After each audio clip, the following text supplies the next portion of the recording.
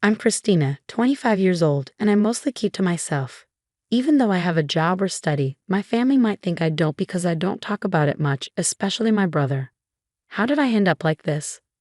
Well, it all goes back to my time in middle school when I started feeling like I couldn't trust people. It's not just one thing that caused it, but mostly because I felt ignored. I guess people didn't find me interesting because I was always into machines. I've always enjoyed messing around with computers, and I was pretty good at it, which helped out at home. But then my school grades dropped because I spent more time with computers than with friends, and my parents got worried. When I finished elementary school, my parents started telling me off, saying, "Stop spending so much time with those machines." During middle school, as my parents kept scolding me, I started feeling like I shouldn't pursue my interests. So whenever I had free time from school, I'd hide in my room to avoid my parents, cutting off contact with the outside world. This made more people think I was strange or risky, and I started feeling isolated even at school. The only person who supported me was my brother Keith. He always knew how to cheer me up and keep me going. With his help, I finished school. But I didn't go to high school. Instead, I did computer jobs from home. When I was about 16, I got a part-time job, and with the money I earned, I bought old computers to take apart and rebuild from scratch, just the way I liked. My hobby became a business opportunity, and by the time I hit 20, I was making and selling computers. Soon, I started my own business, offering affordable computers, and became quite well known. By the time I turned 25, I'd made a decent amount of money. I even started contributing $2,500 to my parents' household each month and still had money left over. Even though I tried explaining my job to my parents, they didn't get it. After a few arguments, they decided that as long as I could support myself, they didn't mind what I did. This meant they stopped interfering and I could live as I pleased at home. But my brother still didn't think much of me. My brother used to be my ally, the one who understood me best when I was in school. He was really kind, but maybe he got tired of his sister, who was still at her parents' house tinkering with machines even after turning 20. Over time, he started treating me harshly whenever he saw me. Since I didn't keep quiet about it, we ended up having more conflicts, and now we're not on good terms. Things got even worse after my brother got married. His wife, who we'd known since high school, never really liked me. After hearing about me from my brother, she didn't want to be my sister-in-law and seemed to influence my brother against me. Because of this ongoing situation, I became known as the troublemaker at home. Even though I stayed in my room most of the time, I felt my heart breaking from all the hostility directed at me, which was different from my parents' concerned words. Suddenly, my parents' home, once a cozy sanctuary despite the criticisms, turned into a hostile environment. I no longer felt comfortable there, and it seemed like my parents were being swayed against me while my allies disappeared. Even though I had my own income and contributed to the household expenses, my brother and sister-in-law, who didn't understand my work, saw me as a burden. They started talking about kicking me out and taking over the house. Feeling disconnected from my brother and his plans, I figured leaving wouldn't make much of a difference. Once I found a new place, I wouldn't have to contribute to household expenses anymore, which meant I could save that money instead. It was kind of a silver lining.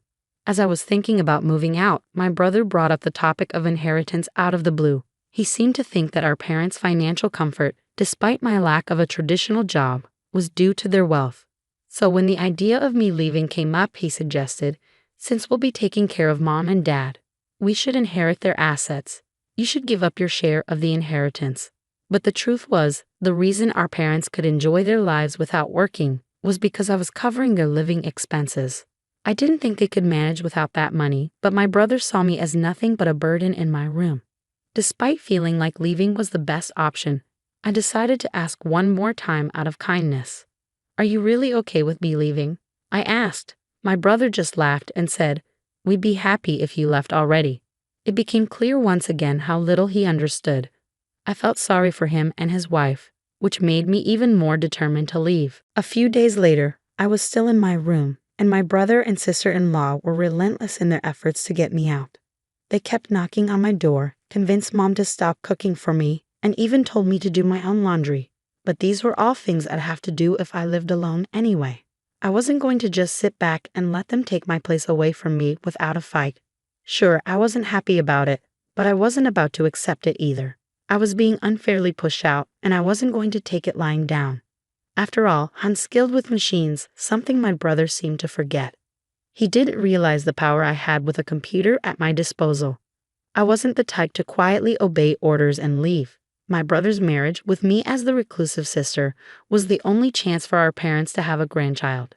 They were so focused on that, they didn't see how wrong it was for me to leave.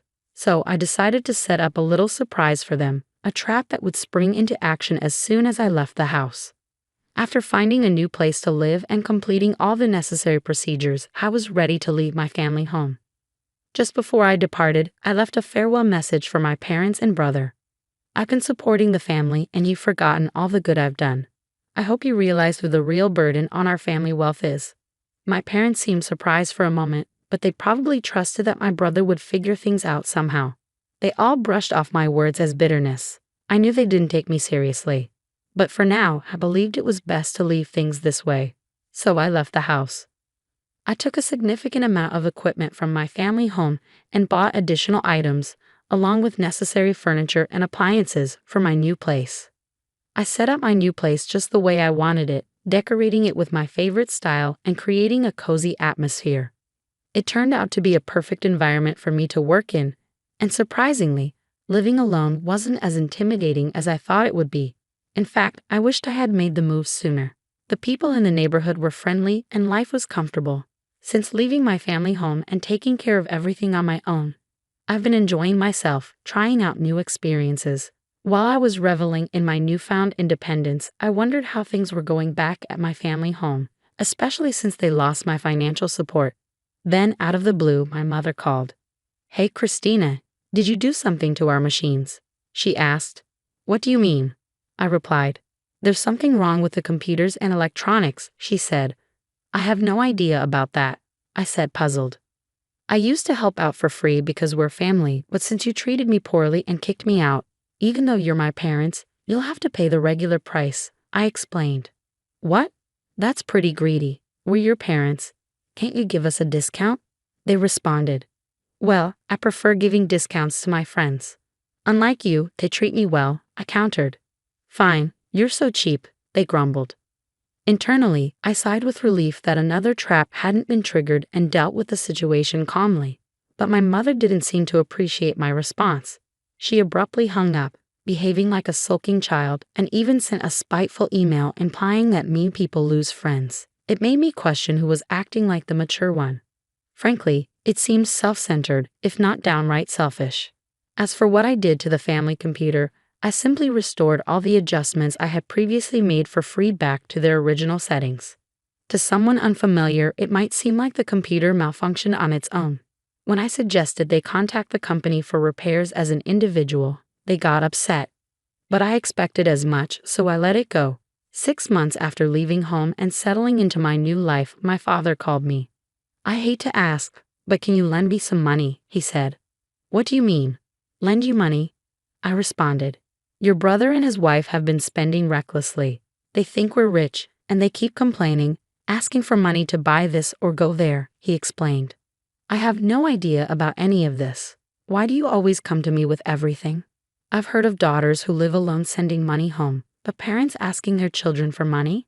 Shouldn't it be the other way around, out of generosity?" I questioned. "It's not that simple," he replied. "Well, even $500 would help," he added. "I'm not giving you anything. I won't lend you money either. I have no intention of financially supporting you anymore," I firmly stated. "Of course, I'll work on your machines if you pay for my services," I replied calmly. "You've really become stingy," they retorted. "I guess Mom was right about you." They went on complaining about my unemployed years, but I didn't let it bother me. I just ended the call. My father didn't send any emails, but he started calling me multiple times a day, which I found annoying. What troublesome parents I have, I thought to myself. A few days later, my brother, sounding desperate, called me. When I asked why they kept contacting me, he asked, "Do you know why our family was wealthy?" It seemed like he suspected their financial situation had worsened since I moved out, but it was too late. My current home was my sanctuary. My work and life were all centered around this house, and I had no intention of leaving it again.